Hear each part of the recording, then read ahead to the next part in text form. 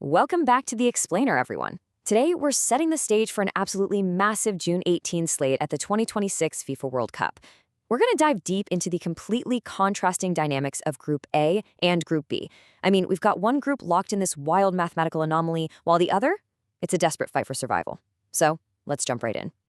Now, just to put things in perspective, this is the most expansive edition of the tournament we've ever seen, a massive 48-team format with 104 total fixtures. But hey, don't let that sheer volume fool you for a second. The group stage, it remains brutally brief.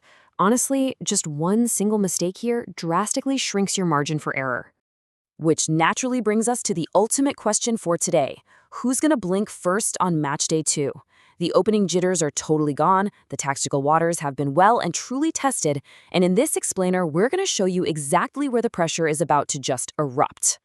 Okay, let's dive into this schedule. We've got a spectacular cross-continent journey mapped out for June 18. We're kicking things off bright and early at 9 a.m. local time in Atlanta with Group A. Then, we sweep out to the West Coast for a 12 o'clock Group B clash at the Los Angeles Stadium. From there, we literally head straight up north to Canada at 1500 for another Group B showdown. That one's at BC Place, Vancouver. And finally, we cap off the whole shebang by heading down south for an 1800 primetime Group A showcase at the Guadalajara Stadium in Mexico. That's 4 matches across 4 incredible host cities and just nonstop action.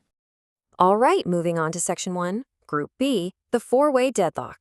We're starting with the absolute, utter mathematical chaos that is Group B. Because right now, every single team sits perfectly tied with exactly 1 point. Literally, no one has an edge. It's a completely clean slate, which effectively turns Group B into a 4-team, 2-match mini-tournament, all starting today. Now, what's really interesting about this slide is exactly how we arrived at the super rare gridlock. On match day 1, we didn't just see 2 standard draws. No, we saw identical 1-1 scorelines completely across the board. We had Canada drawing with Bosnia and Herzegovina, and Qatar drawing against Switzerland. Points, goal scored, goal differential, they're all completely identical. It's a true anomaly in tournament football. And that brings us out to Los Angeles for our 12 o'clock midday kickoff, where Switzerland takes on Bosnia and Herzegovina. Guys, this match is a desperate race to see who can break that gridlock first.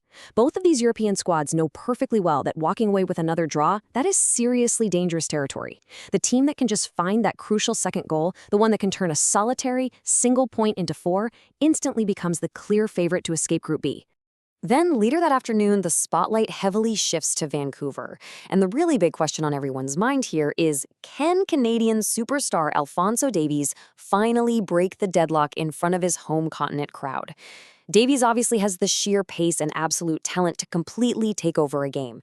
And you better believe Canada will be looking directly at him to be the ultimate difference maker at that 15 o'clock kickoff at BC Place. Let's break down the stakes for this one, because earning 3 points here is absolutely critical for survival. Canada desperately wants to leverage that raw energy of the Vancouver crowd to secure a vital win. But on the other hand, Qatar arrives with this massive, undeniable momentum after earning their historic maiden World Cup point against Switzerland. So the winner firmly takes control of their knockout stage destiny, putting themselves right in the driver's seat, while the loser, they're going to face a massively steep uphill climb. Let's move to and see how this builds in Section 2. Group A, the fight for survival.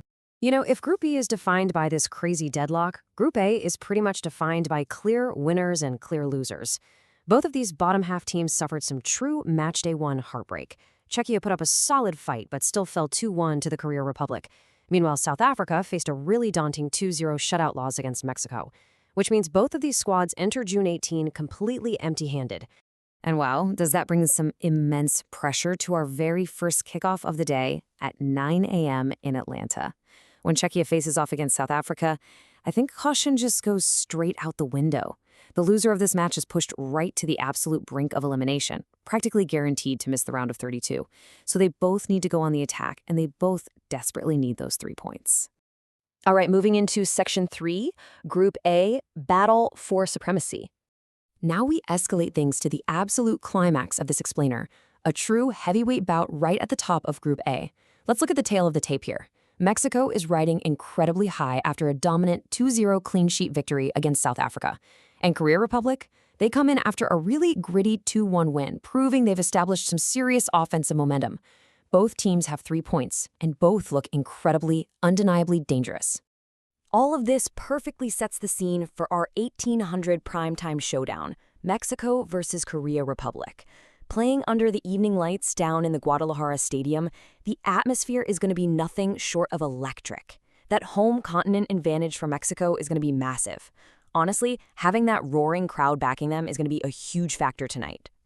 But make no mistake, Mexico's defense is going to face a truly monumental test here. The core question for this matchup is simply, will Korea Republic superstar Heung-min dominate in Guadalajara? Can his world-class speed, his incredible finishing ability, and his vision somehow break through a Mexican defense that, let's be honest, looked absolutely flawless on matchday 1? So the crucial point here is that this single match will very likely decide the overall winner of Group A. A victory here not only guarantees progression, but it almost certainly locks in that highly coveted top spot, setting them up for a much more favorable round of 32 matchup. It's Mexico's pristine defense colliding directly with Korea Republic's relentless offensive pressure. I mean, this is tournament football at its absolute finest. So we've seen the unbelievable one-point deadlock of Group B, and we've explored the desperate do-or-die extremes of Group A.